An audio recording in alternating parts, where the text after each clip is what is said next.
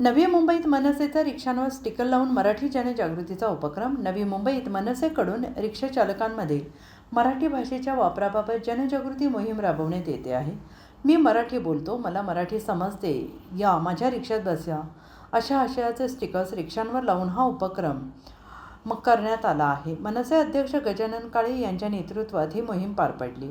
राज्य सरकारने रिक्षा चालकांना मराठी बोलणे सक्तीचे करणारा कायदा आणल्यानंतर या निर्णयावरून राजकीय वाद निर्माण झालाय। काही नेत्यांकडून विरोध होत असताना मनसे मात्र या निर्णयाच्या समर्थनार्थ आक्रमक भूमिका घेते आहे। यावेळी मनसे नेते गजानन काळे यांनी संजय निरुपम, अबू आझमी आणि गुणरत्न सदावर्ते यांच्यावर टीका करत अशा वक्तव्यांना राज्यात स्थान नसल्याचं म्हटलं आहे। तसेच या कायद्याबाबत त्यांनी प्रताप सरनाईक यांचे अभिनंदन केले। मला वाटते महाराष्ट्रात मोटर वाहन कायदा आहे आणि या मोटर वाहन कायद्यानुसार तुम्हाला प्रत्येक रिक्षा चालक असेल, टॅक्सी चालक असेल, त्याला रिक्षाचं परमिट असेल किंवा रिक्षा टॅक्सीचा बॅच असेल, याच्यासाठी मराठीचं ज्ञान असणं आवश्यक आहे।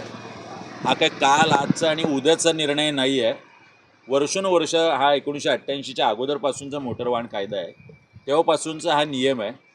प्रताप सरनाईक साहेबांचं अभिनंदन एवढ्यासाठीच की त्यांनी आता हे ठोसपणे राबवण्याचं ठरवलेलं आहे आणि याला मला दिसतं की परप्रांतीयातले रिक्षा किंवा टॅक्सी चालक यांचा विरोध नाही आहे, भैयांचा ठेका घेतलेला ठेकेदार, मग ते संजय निरुपम असेल नाहीतर इतर कोणी असेल, हेच फक्त विरोध करताना दिसत आहे। अनेक परप्रांतीय रिक्षा चालक आणि टॅक्सी चालकसुद्धा आमच्याकडे येत आहेत आणि मी मराठी बोलतो, मला मराठी समजते आणि या माझ्या रिक्षात बसा, अशा स्टिकर त्यांनी स्वतःच्या रिक्षावरती लावून घेतलेले आहेत।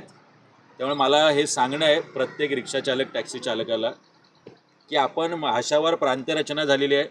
प्रत्येक राज्यामध्ये त्या भाषेचा मान ठेवणं आणि तुम्ही जर इथे नोकरी धंद्याला येत आहे, तुम्ही तुमचं कुटुंब घेऊन येत आहे, तुमची मुलं बाळं इथे आहेत, एक सुरक्षित वातावरण महाराष्ट्र तुम्हाला देत आहे, तर त्याची मातृभाषा मराठी शिकायला, वाचायला आणि बोलायला मला वाटतं कुणालाही अडचण नसावी, एवढाच एक मेसेज देण्याचा प्रयत्न आजच्या आमच्या माध्यमातून आम्ही करतो।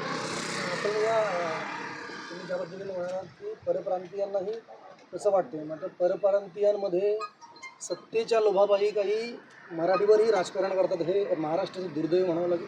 हो, मला कळत नाही, शशांकराव ज्यांच्या वडिलांना इथे मोठी युनियनचे ते मोठे युनियन नेते होते, जॉर्ज फर्नांडिसांपासून ते शरद रावणपर्यंत एक मोठी परंपरा कामगार नेते, जे अशावेळी शशांकरावांनी या गोष्टीला विरोध करणं म्हणजे खूपच मोठा विपर्यास दिसतोय।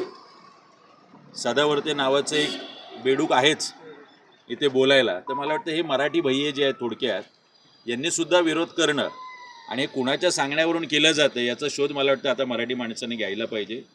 ही लढाई आहे मराठीच्या बद्दलची आणि त्याच्यामध्ये प्रत्येकाने सहभागी होणं महत्त्वाचं आहे। शिवसेनेचे एक मंत्री अशा प्रकारचे आदेश करतात आणि शिवसेनेमधलेच संजय निरुपम सारखे नेते पुढे येऊन अशा प्रकारचा विरोध करताना दिसतात। मला वाटतं आता एकनाथ शिंदे साहेबांनी याचा योग्य तो विचार केला पाहिजे आणि सगळ्यात पहिल्यांदा हे संजय निरुपम आणि अबू आझमीसारखी जी मंडळी आहेत यांनाच महाराष्ट्रातून हाकलून दिलं पाहिजे, तरच अशा पद्धतीने बोलण्याची हिंमत या महाराष्ट्रामध्ये संजय निरुपमसारखे फडतूस माणसं करू शकणार नाहीत। शेवटी एक आहे की इतर राज्य म्हणजे ते तामिळनाडू असो, कर्नाटक असो, आपली भाषा टिकावी, आपली संस्कृती टिकावी म्हणून सर्वपक्षीय नेते एकत्र येतात आणि अशा प्रकारच्या गोष्टी करतात। महाराष्ट्राचं काय हे दुर्दैव आहे की केवळ सत्तेच्या लोभापायी, म्हणजे भाषेच्या रचनेलाही, भाषेच्या सक्ती कसली हो, भारतीय महाराष्ट्राची भाषा मराठी आहे आणि अशा वेळेला या अशा प्रकारचं हे दुधाभाव किंवा वेगळेपणा दाखवण्याचा प्रयत्न सत्तेच्या लोभापायी हा करंटपणा म्हणावा। महाराष्ट्रात महाराजांपासूनचा इतिहास आपल्याला आहे, फितुरांची मोठी परंपरा आपल्याला आहे, त्यामुळे हे मराठी भाषेचे फितूर आपल्या आजूबाजूला वावरताना अनेकदा दिसतात। मराठी माणसा तुझ्यासाठी योग्य ती वेळ आहे असे आपले फितूर हे आता ठेचून काढले पाहिजे आणि मराठी भाषेसाठी, मराठी अस्मितेसाठी आणि महाराष्ट्रासाठी सर्व पक्षातल्या सर्व लोकांनी एकत्र येण्याची ही योग्य वेळ आहे।